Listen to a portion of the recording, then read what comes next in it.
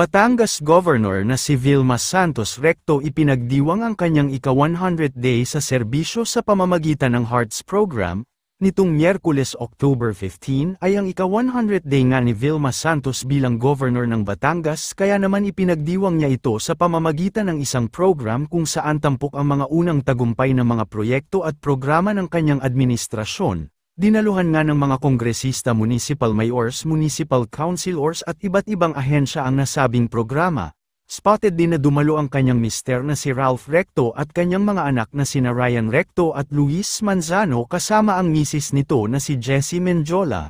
Sa official Facebook page naman ni Vilma Santos ay nagbahagi ito ng isang pahayag at pasasalamat sa matagumpay na programa na kanyang isinagawa para sa kanyang unang 100 taon sa serbisyo. Narito ang kanyang naging buong statement.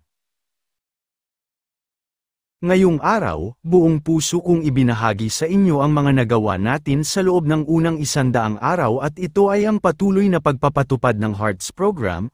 Mula sa unang araw na muli ninyo akong pinagkatiwalaang maglingkod sa ating lalawigan, dala ko ang tiwala at suporta ninyong lahat sa bawat desisyong aking ginagawa, sa kabila ng mga hamon at kaguluhan sa ating paligid. Nananatiling matatag at handa ang Batangas upang maging bahagi ng solusyon. Maraming salamat po, mga mahal kong Batanggenyos. Good morning. Hi, Gov. Good morning. Oh, good morning. Kong Ryan, good morning. 100 days. 100 days. Hi, Kong. Good morning. Good morning. Ang ating congressman ng distrito ng Lipa. Kahit maging congressman na siya at kung ano-ano pa, babagsak pa rin siya sa aking little bro.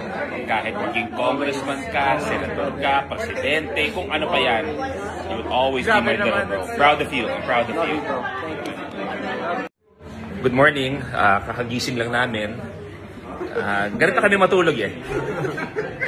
Kagalang-galang pa naman. Yes, kagalang-galang kami matulog para kung ano man pangangailangan, pag mulat ng mata, ready kami agad-agad. Hindi pa ng wika. Pasensya na, ganito lang, inantok lang. Good morning. Nag-ayos pa. 100 days ni Gov V. Yeah.